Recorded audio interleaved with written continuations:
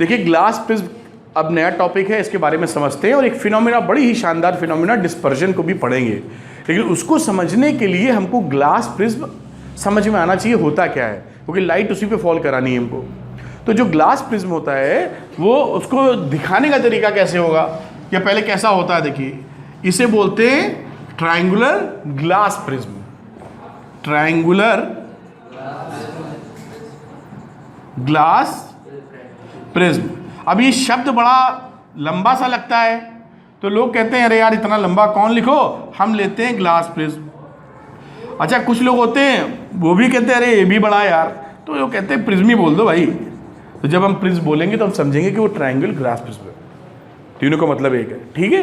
अब किस तरह का होता है ग्लास, ये एक तरह का ट्रांसपेरेंट मीडियम का बना होगा, ग्लास प्रिज्म इसलिए ग्लास का बना होगा, शीशे का। और किस तरह का होगा, जैसे आपने झोपड़ी देखी, झोपड़ी नुमा होगा, ऐसे लंबाई में ऐसे। अगर मैं डायग्राम अच्छा बना पा रहा हूं तो कुछ फील तो मिल ही गया होगा आपको। इस तरह का होता है ग्लास प्रिज्म। और हम लोग जो बनाएंगे, शो करेंगे या दिखाएंगे पेपर पे, इसका ये फ्रंट पेज दिखाते हैं, ऐसे बनाते हैं ग्लास प्रिज्म, ऐसे। तो शक्ल इधर से देखते हैं, असल में ऐसा है। तो लाइट जो पड़ेगी ना, अगर हम उधर से डाल रहे हैं या इधर से डाल रहे हैं तो लाइट इस ऐसे हो गई ना, इसकी बेंडिंग एजेस पूरी ऐसे हुई ना, तो लाइट इधर पड़ेगी ऐसे इस वाले फेस पे और रिफ्लेक्ट होके इधर से जाएगी। यानी इसमें इधर कहीं पड़ेगी लाइट ऐसे और उधर से कुछ हो हवा के फिर ऐसे ऐसे बेंड करेगी इससे। लेकिन इसको शो करने का तरीका इस तरीके का है। ये जो ABC है इसका चेहरा फ्रंट का, उसको हम ऐसे दिखाते हैं बेटा। क्या मेरी बात कनेक्ट कर पा रहे हैं? ठीक है। अब लाइट जैसे पड़ेगी, मान लो लाइट पड़ी, ये कुछ MN मान लो लाइट पड़ी, तो रिफ्रैक्ट होके कहीं जाएगी ना ऐसे ग्लास के अंदर, और फिर रिफ्रैक्ट होके फिर बाहर निकल आएगी। तो ये रिफ्रैक्शन कहाँ हो रहा है, इस एज पे, इस वाले एज पे हो रहा, पूरी लंबाई में जो है, ये समझना जरूरी है। ये जैसे बुक है, ये ऐसे झोपड़ी दिख रही ना आपको ऐसे, तो लाइट कर रहा है ऐसे पड़ रहा है ऐसे, और फिर रिफ्लेक्शन हो रहा है नन्या और इधर से निकल रहा है। डोंट थिंक इस एज पे लाइन पे पड़ रहा है, लाइन नहीं है, ये पूरी सरफेस है इधर, ये पूरी सरफेस है इधर। क्या आप समझ पा रहे हैं, है ना? तो ये पॉइंट समझ में आना अच्छी बात होगी। अब यहां पर इस ग्लास प्रिज्म में ये जो एंगल होता है इसे बोलते हैं angle of prism, angle of prism या प्रिज्म एंगल, प्रिज्म एंगल, ठीक है।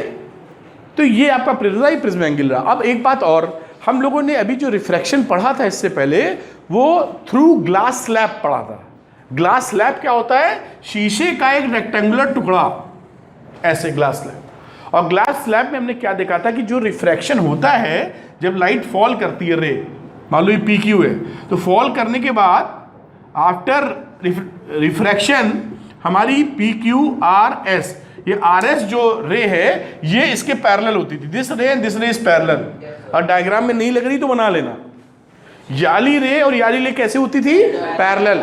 क्योंकि ये जो एज थे AB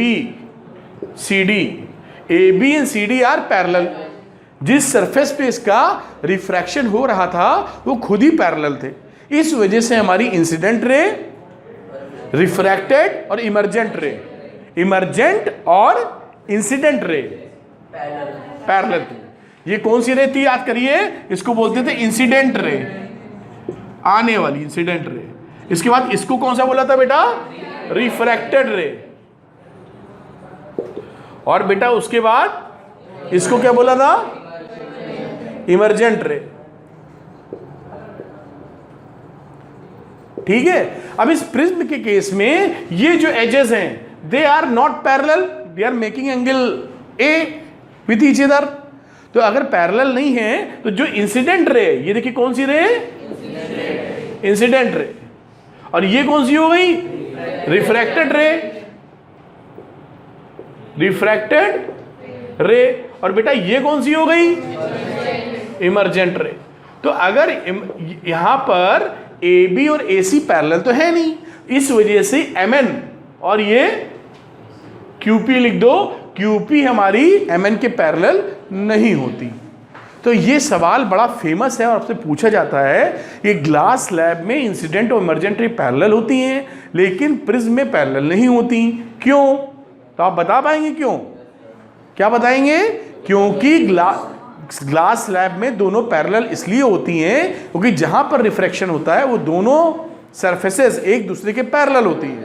in the case of prism these two surfaces are not parallel to each other, that is the reason incident and emergent ray are make not parallel। समझ पाए मेरी बात? ठीक है, अब देखते हैं और आगे की बात। ये बात समझ में आई? ग्लास प्रिज्म क्या है?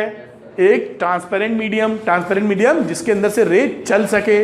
अगर आप ओपेक ले लेंगे, ट्रांसपेरेंट मीडियम को हिंदी में बोलते हैं पारदर्शी, है ना, और ओपेक मीडियम जो पारदर्शी नहीं हो, जैसे दीवार, तो दीवार में रे प्रकाश डालेंगे लाइट तो चीर के बाहर नहीं निकलता है ना, तो ये ओपेक मीडियम है। ग्लास जो होता है वो ट्रांसपेरेंट मीडियम है। आप समझ पा रहे होंगे मेरी भाषा शायद? ठीक है, अब ये समझ गए तो उसके आगे की चर्चा हम लोग करते हैं कि ये जो रेज हैं किस तरीके से रिफ्रैक्ट और इमर्जेंट हो रही हैं, क्या लॉजिक लग रहा है, क्योंकि जो लॉज ऑफ रिफ्रैक्शन पढ़े हैं वो यहाँ भी लगने चाहिए। वो तो लॉज हैं, हर जगह लगेंगे जहाँ रिफ्रैक्शन हो रहा है, तो किस तरह लग रहे हैं उसको अंडरस्टैंड करते हैं, फिर आगे की बात करते हैं। ठीक है ना? ठीक, देखिए रिफ्रैक्शन इन प्रिज्म में रिफ्रैक्शन शिवेंद्र कैसे होता है? देखिए ऐसे होता है, थोड़ा बड़ा डायग्राम बनाता हूं। इस तरह का हमने एक प्रिज्म ले लिया जिसका फेस हम दिखा रहे हैं, आपको बताया था कि दिखाएंगे कैसे, इस तरीके से। असल में होगा कैसे, झोपड़ी नुमा, वो भी समझाता। मान लीजिए ये रे आती है इधर से, this is the incident ray, P Q हमारी कौन सी है? Incident ray. अब देखिए इस सरफेस पे पड़ेगी, ये तो है ग्लास, और बाहर से मान लो एयर है, तो यही तो इंटरफेस हो गया दो मीडियम का। यह रेयर मीडियम है, डेंसर मीडियम है। तो हमारे लॉ ऑफ रिफ्लेक्शन में क्या पढ़ा है? जिस सरफेस पे फॉल करती है उस पर 90 खींच दो पहले तो, नॉर्मल, और नॉर्मल पे अगर वो रेयर टू डेंसर जा रही है तो टुवर्ड्स द नॉर्मल जाएगी। झूठ बोल रहे क्या? तो वो टुवर्ड्स द नॉर्मल जाएगी, यानी ये जो सीधी जानी चाहिए थी असल में सीधी नहीं जाएगी, वो क्या करेगी?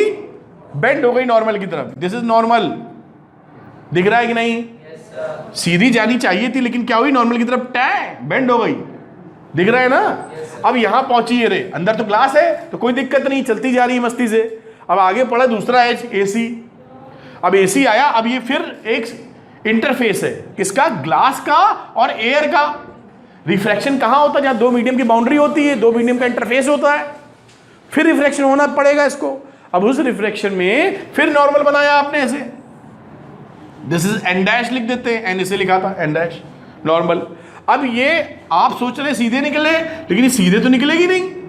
अब ये डेंसर, ग्लास डेंसर है, ये रेयर है, तो डेंसर टू रेयर जा रही है, तो डेंसर टू रेयर जाएगी अवे फ्रॉम नॉर्मल। तो नॉर्मल तो ये है, अवे जाने का मतलब कैसा है? ऐसा है।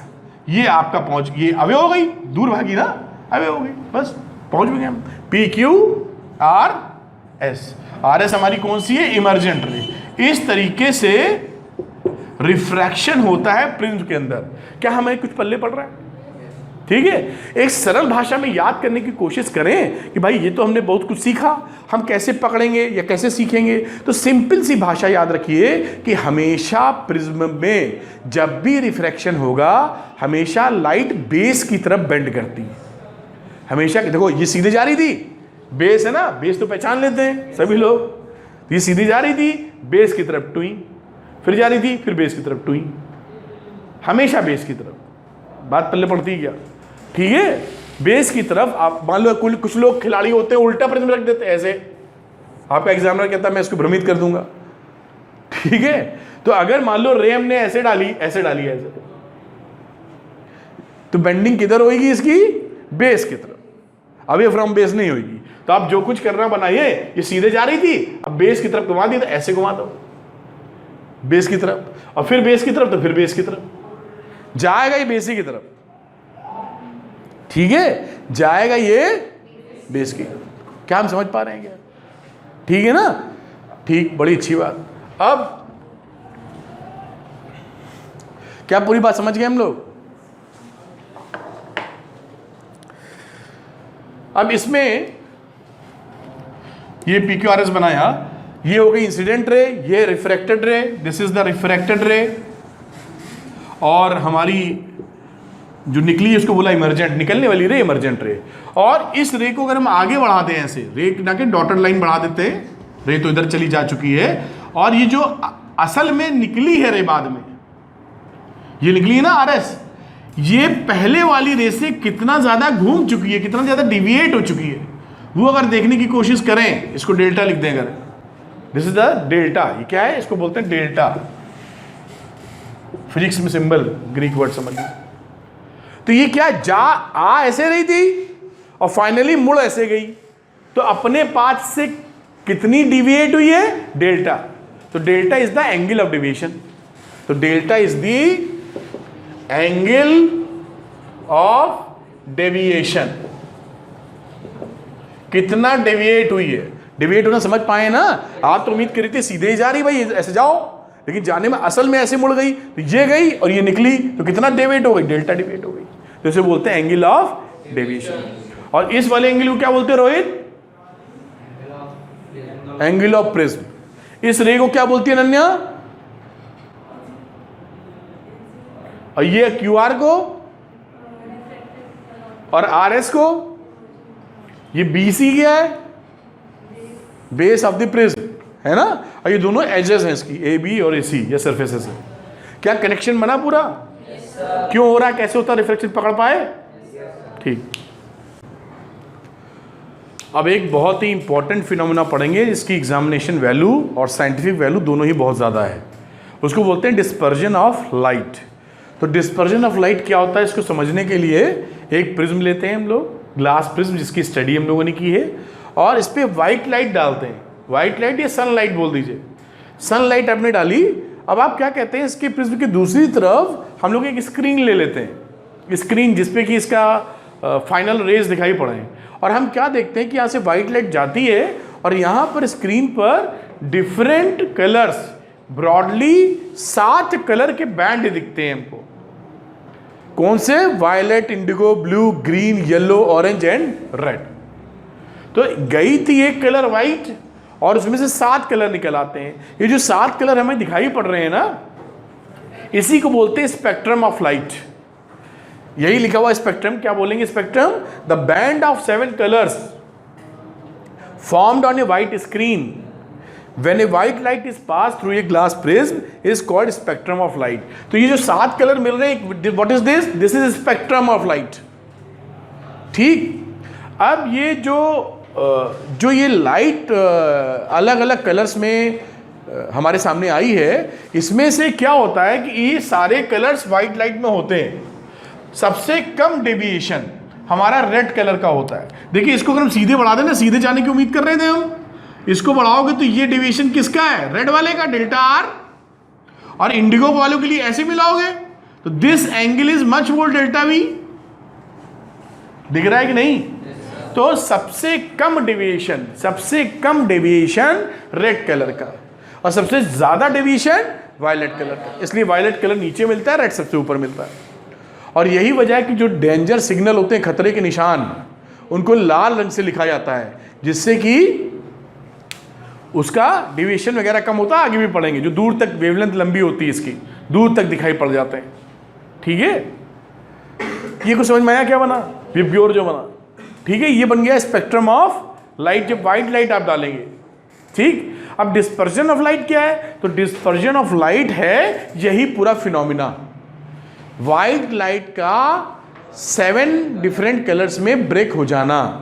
ये phenomena is known as a dispersion of light. ये जो 7 कलर बेटा मिलते हैं ना, ये कोई बैंड नहीं है, ये स्पेक्ट्रम है। मतलब एक वायलेट शुरू हुआ तो वायलेट घटते घटते इंडिगो में चला गया, शेड है, शेड्स, फिर इंडिगो घटते घटते ब्लू में चला गया, ब्लू घटते घटते ग्रीन में, ओवरलैप्ड है, ओवरलैप्ड, और उसके बाद ग्रीन दिखना शुरू हुआ, कम ग्रीन से ज्यादा ग्रीन, ज्यादा ग्रीन से कम ग्रीन, फिर कम होते होते ऊपर वाला कौन सा आ गया, ग्रीन के बाद येलो, फिर ऑरेंज, फिर रेड। ऐसा नहीं समझना है कि जैसे पर्दे लगाते हैं वायलेट, इंडिगो, ब्लू, ऐसे नहीं है, शेड्स, शेड समझते हैं ना, ये कम से ज्यादा, ज्यादा से कम की तरफ। तो डिस्पर्जन क्या हुआ, the splitting of white light into 7 colors on passing through a transparent medium like a glass prism is called dispersion of light।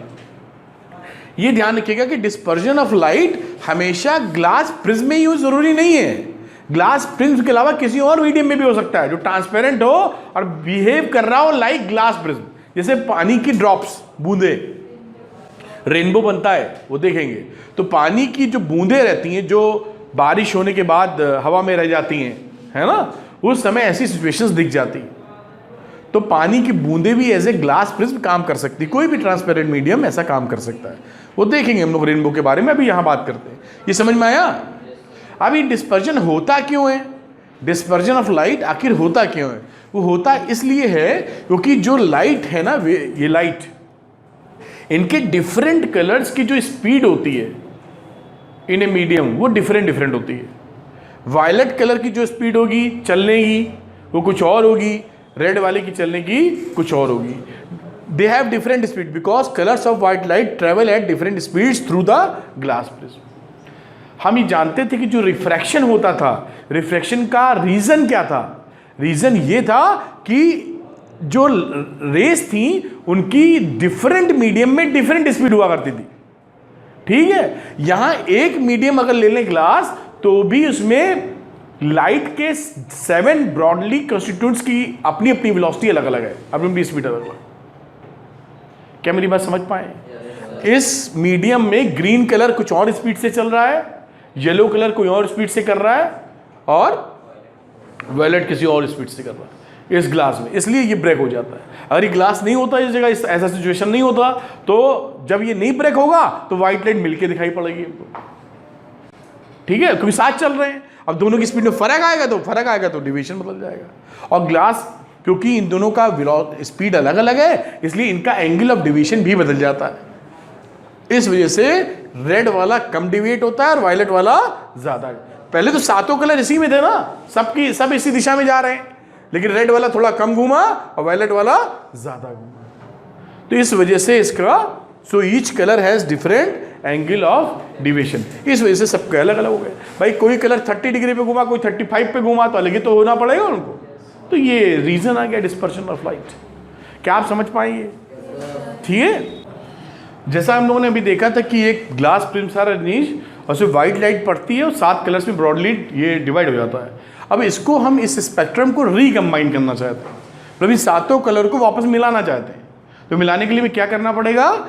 ये सेम, इसी का सेम डिट्टो एक प्रिज्म और लेना पड़ेगा और उसको यहां पर उल्टा रखना पड़ेगा आपको।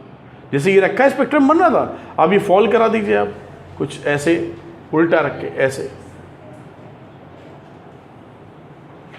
सेम ऐसे ही वाला। ये थोड़ा सा डायग्राम अलग बना हुआ है, थोड़ा समझ लीजिएगा जो मैं कहना चाह रहा हूं।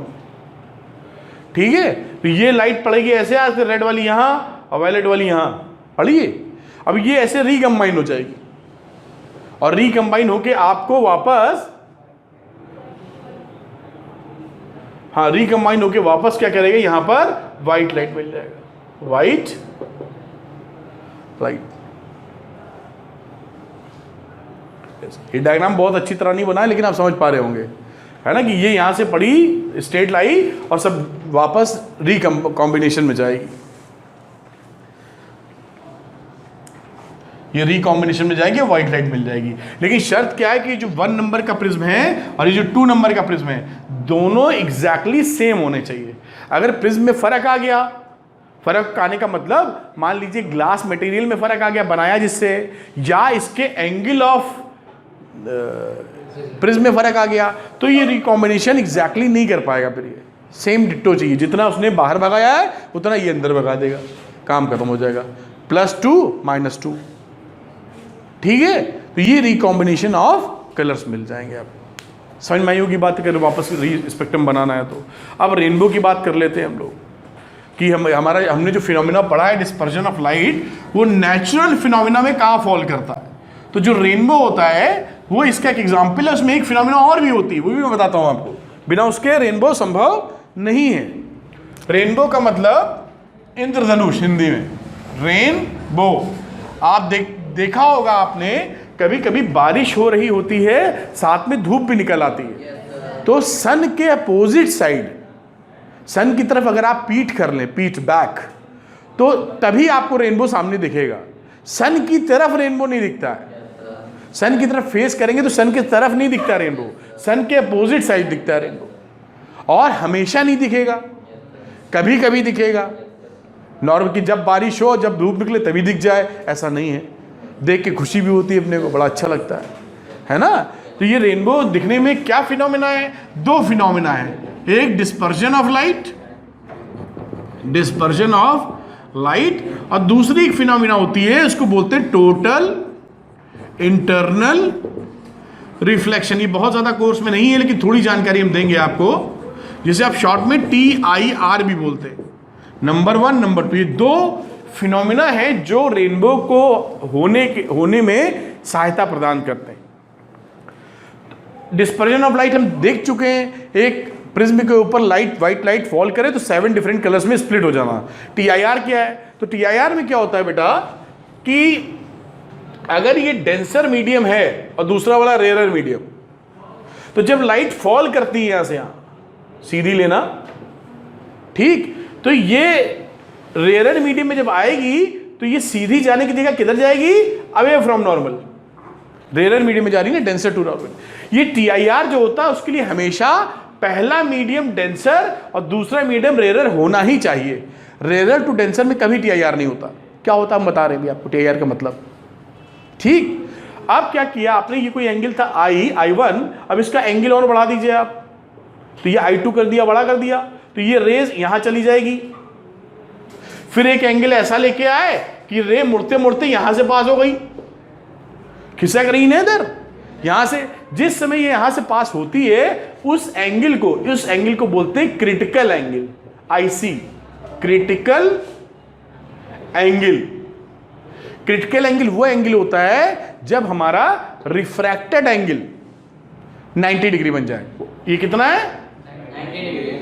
तो क्रिटिकल एंगल वो एंगल होता है, एंगल ऑफ इंसिडेंस होता है जब हमारा रिफ्रैक्टेड एंगल 90 बन जाता है। अब आप नहीं मानी, आपने कहा नहीं हम रुकेंगे नहीं, अब हम एक I ऐसा देंगे जो IC से बड़ा है, I is greater than critical angle. उस समय क्या होता है, ये रे जिसका I हमारा IC से बड़ा है, अब इसके पास गुंजाइश तो बची नहीं, अब ये वापस आ जाती है इसी के अंदर। समझ पा रहे हैं भाई? यहां खिसकते यहां पहुंची थी, आपने कहा I और बढ़ा देते हैं, तो ये खटाक से ऊपर चली जाएगी, और जैसे ही जाएगी ये रिफ्लेक्शन खत्म हो गया। ये तो रिफ्लेक्शन है, उसी मीडियम में बाउंस बैक कर रही है, इसीलिए इसको बोलते हैं टोटल इंटरनल, अंदर का रिफ्लेक्शन। टोटल क्यों? क्योंकि जो एनर्जी ये लेके आती है मोर और लेस वही एनर्जी ये लेके जाती है। ये ईश्वर ने या नेचर ने ऐसा शक्ति इसको दिया है कि एक ऐसा फिनोमिना है जब energy wastage is very very very very very very less. चुन्नी से एनर्जी वेस्ट होती है, लगभग नहीं होती, वरना हमने जितने भी सिस्टम पढ़े हैं आज तक कुछ ना कुछ एनर्जी बर्बाद होती है हर चीज में। ये एक ऐसा फिनोमिना है जिसके अंदर जो बर्बाद होने वाली एनर्जी है वो लगभग नगण्य है, नेग्लिजिबल है। आ रही बात समझ में? इसी थोड़ी जानकारी और जो कोर्स में नहीं है, जानकारी के तौर पे TIR जो फिनोमिना है, इसी लॉजिक पे आजकल ऑप्टिकल फाइबर्स यूज किए जाते हैं। आपने जियो सुना होगा, जियो फाइबर भी आ गया है। इसमें जो ऑप्टिकल फाइबर्स होते हैं जिनके अंदर सिग्नल्स दिए जाते हैं, ऑप्टिकल फाइबर्स तार होती हैं जो शीशे लगा के बनाई जाती हैं, तो उसके अंदर हम जब लाइट भेजते हैं, लाइट को भेजते हैं एनर्जी के फॉर्म में या सिग्नल्स के फॉर्म में, तो लाइट को TIR कराते हैं हम लोग। कैसे कराते हैं देखो समझाने के लिए, ये जो मैं बता रहा हूं ऑप्टिकल फाइबर्स ये कोर्स में नहीं है, ये मान लो तार है, मोटा वाला तार, समझाने के लिए इसमें यहां पर कोटिंग कर दी, ग्लास भरा हुआ है, ग्लास मटेरियल, ठीक है, ऐसे ग्लास भरा हुआ, पूरा ग्लास भरा हुआ है, और ये डेंसर मीडियम है और बाहर वाले कुछ और मीडियम लगा दिया, रेयर वाला। अभी डेंसर से रेयर की तरफ गई, ऐसे रे डेंसर से रेयर की तरफ गई, अब यहां पे आपका बाहर नहीं निकल पाई, पलट के TIR हो गया वापस, ठीक है, फिर ये TIR हो गया, फिर ये TIR हो गया, तो ये फंसी रहती है इसमें, ये निकल ही नहीं पाती। कहां तक नहीं निकलती? जब निकालना होगा तो निकालेंगे, वरना उसी में चलती चली जाएगी। तो एनर्जी लेते हुए उसी में चलती चली जाती है। हाँ, उसके लिए शर्त ये होती है कि एंगल ऑफ इंसिडेंस हमारा क्रिटिकल एंगल से ज्यादा होना चाहिए। तो हम इस तरीके से इसको अंदर डालते हैं कि हमारा जो क्रिटिकल एंगल है, एंगल ऑफ इंसिडेंस, वो क्रिटिकल एंगल से ज्यादा हो, एंगल ऑफ इंसिडेंस। बस ये ट्रैप हो जाती है, इसके अंदर फंस जाती है। क्या फंस गई? लाइट की रेज फंस गई। आप सोचे ना कितना इंटरेस्टिंग है कि मान लीजिए कमरा आपके अंदर, मकान में कोई ऐसा घर में कमरा है जहां रोशनी नहीं आती, सनलाइट, तो आप एक टनल बना सकते हैं जैसे पानी का पाइप बनाते हैं, एक पाइप बना सकते हैं रोशनी का पाइप, इसके अंदर ये फिट कर दीजिए और पाइप जैसे पानी की लहराते लहरा के छोड़ दीजिए, तो वो वहां से ऊपर छत में रोशनी पड़ी पाइप में, अब वो फंसी है, फंसते फंसते कहाँ आके निकली, हमारे रूम के अंदर। तो हमारे कोने में रूम है, फिर भी सूरज मेहरबान अपने पे जगमगा रहा रूम। जिस तरह पानी को फ्लो करा सकते हैं उसी तरह लाइट को फ्लो करा सकते हैं, है ना? कितनी मजेदार चीज, कुछ फील हो रहा है? हमको तो बहुत फील होता है। तो ये इंटरेस्टिंग चीज है, ये कोर्स में नहीं है आपके, ये एडिशनल बताया मैंने, कोर्स में नहीं है, पूछा नहीं जाएगा सवाल, लेकिन जानकारी अच्छी है। क्या बात समझ पाई है? तब होएगा ही नहीं, तब कहाँ रिफ्रैक्शन ओपेक में नहीं होता है, कुछ भी नहीं होगा। ओपेक में कुछ होता है क्या? अरे तो टीआईआर नहीं हो पाएगा, टीआईआर के लिए वही रिफ्लेक्शन में नहीं पकड़ेगा, वो लॉस होगी एनर्जी। केवल रिफ्लेक्शन अगर कराओगे तो रिफ्लेक्शन में लॉस ऑफ एनर्जी होती है, टीआईआर में लॉस ऑफ एनर्जी नहीं होती, ठीक है ना? अगर ये सोच रहे हैं कि हम शीशा लगा दें और रिफ्लेक्शन करा करा के पहुंचा दें, तो reflection is a different phenomena और TIR is a different phenomena. TIR में क्या खूबसूरती है, energy loss is very very very very very less. In reflection there is a energy loss, medium absorb कर लेता है, यहां पर मीडियम एब्जॉर्ब नहीं करता, खुद ही फेंक देता है ऊपर। कुछ समझ में आया या? अब इस बात को छोड़ के वापस अपने पे आते हैं रेनबो बनाने पर। ये समझ में आया टीआईआर, यानी एंगल ऑफ इंसिडेंस अगर ज्यादा कब हो, पहली condition denser to rarer, rays जब डेंसर टू रेरर जाएंगी तभी टीआईआर हो सकता है, क्योंकि रेरर टू डेंसर जाएंगी तो ऊपर आने की जगह नीचे दबती हैं। सोचो अगर ये रेरर है और ये डेंसर, तुमने रे भेजी तो सीधे जाने की जगह किधर जाएगी, इधर दब जाएगी ना डेंसर में, तो यहां कहां निकलेगी, तो दबती चली जाएगी। तो this is not possible in rarer to denser, this is only possible in denser to rarer. And the second condition is critical angle must angle of incidence must be greater than critical angle, ठीक है? अब देखिए क्या होता है rainbow के अंदर, पानी की ड्रॉपलेट्स, बूंदें आसमान में सस्पेंडेड होती है। सपोज करिए ये पानी की एक बड़ी सी बूंद है, आपको समझाने के लिए, यहां पे लाइट, सूरज देवता है, यहां से लाइट पड़ी ऐसे, ठीक है? लाइट जब पड़ी तो ये जो ड्रॉप है, वाटर ड्रॉप, पानी की बूंद, ये क्या, सन, तो ये वाटर ड्रॉप क्या होगा, एक्ट्स एज ए प्रिज्म, ये प्रिज्म की तरह एक्ट करेगा। तो प्रिज्म की तरह जो एक्ट करेगा तो ये डिस्पर्जन ऑफ लाइट करा देगा, डिस्पर्जन करा देगा, तो सातों कलर बिखर जाएंगे। बिखरने का मतलब क्या है कि सपोज करिए जानकारी के तौर पे ऐसे जाना चाहिए था, तो बेंडिंग तो सबकी होगी, लेकिन सबसे कम है रेड वाली और सबसे ज्यादा है वायलेट वाली। हो गया ऐसे काम। पहला फिनोमेना कौन सा घटना घटी, डिस्पर्जन ऑफ लाइट। यहां क्या घट रहा है, डिस्पर्जन ऑफ लाइट, यहां पे ये घट रहा है, समझ पा रही है? अब क्या हुआ, ये तो चक्कर में कि निकल चलो, आपकी आंखें आ गई हैं, सपोज करिए आईज, आंखें लग रही हैं, कह रही नहीं लग रही, लिख देता हूं, अब तो लगना चाहिए, ठीक है ना? अब देखना इधर जा रहे हैं, अगर रेस इधर निकल गई तो कुछ हाथ नहीं लगेगा, क्या दिखेगा हमको, हमारी आंखों तक रेस पहुंचनी चाहिए दिखने के लिए। अब यहां पर सेकंड फिनोमेना होता है टीआईआर। यहां क्या घटने घटेगी, ये डेंसर है पानी की बूंद, बाहर एयर है रेरर, ये डेंसर है पानी की बूंद, बाहर है हवा रेरर। अब यहां पर ये क्या होता है, हमेशा नहीं, हो सकता है कि ये रेज यहां से ये ऐसे आपको पीछे रेज एक्सटेंड कर देंगे तो ये रेनबो दिखने लगेगा, 7 कलर दिखने लगे ना। तो ये जो नॉर्मल ग्लास से एयर में जाते वक्त जो क्रिटिकल एंगल होता है वो नॉर्मली, जैसा मुझे याद आता है, वो शायद 37-38 डिग्री होता है। अगर मैं कंफर्म नहीं हूँ, लेकिन 36-37 डिग्री का क्रिटिकल एंगल होता है। अगर उतना एंगल से बड़ा इंसिडेंस एंगल बन जाए तो ये कंडीशन मीट आउट हो जाती है और आपको रेनबो दिखता है।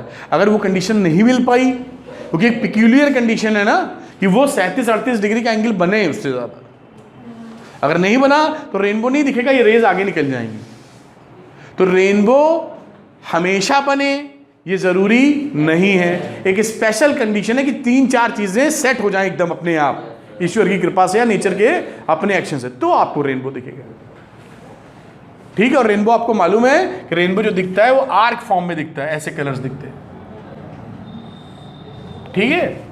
और आपकी जानकारी के लिए बताते हैं, प्राइमरी रेनबो भी होता है, एक सेकेंडरी रेनबो भी होता है, जो कोर्स में नहीं है। सेकेंडरी में क्या होता है, जब यहां पड़ती है ना, इसका फिर TIR हो जाता है, फिर उसके बाद जब निकलती है तो सेकेंडरी रेनबो बनता है। सेकेंडरी रेनबो में इसके कलर रिवर्स हो जाते हैं। प्राइमरी रेनबो में मान लीजिए, अब मुझे एग्जैक्टली याद नहीं आ रहा है कि प्राइमरी रेनबो में सबसे ऊपर वाला कौन, नॉर्मल रेनबो में सबसे ऊपर कौन सा कलर दिखता है? तो इधर मान लो ये अगर रेड कलर है, ये वायलेट है, तो सेकेंडरी में वायलेट ऊपर चला जाएगा, रेड नीचे आ जाएगा। ये कहने का मतलब है, बहुत रेयर है वो, आसानी से नहीं दिखता है। आसानी से तो रेनबो ही नहीं दिखता, लेकिन जितनी आसानी से रेनबो दिखता है, सेकेंडरी रेनबो बहुत, वो एक अलग फिनोमिना है, वो आप आगे पढ़ेंगे क्लास 12 में, ठीक है। ये कहने की जो, जैसे कि आपका कहीं पर सड़क पे तेल गिरा हो, पेट्रोल, और आप तिरछा देखिए तो रंग दिखते हैं, या बबल्स में नहा रही हैं, ऊपर मान लो खुला है, सनलाइट आ रही है,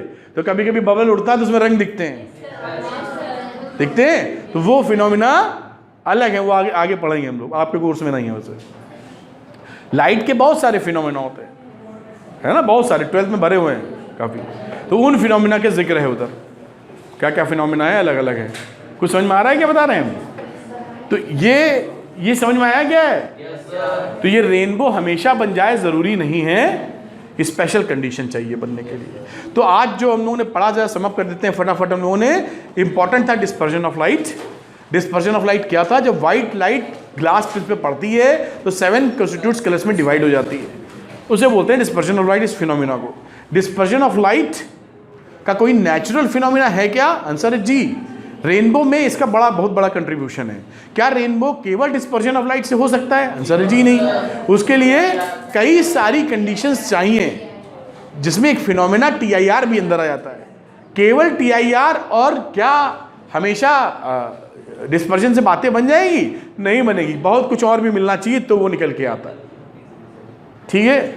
तो थैंक यू वेरी मच, आज के लिए इतने रखते हैं।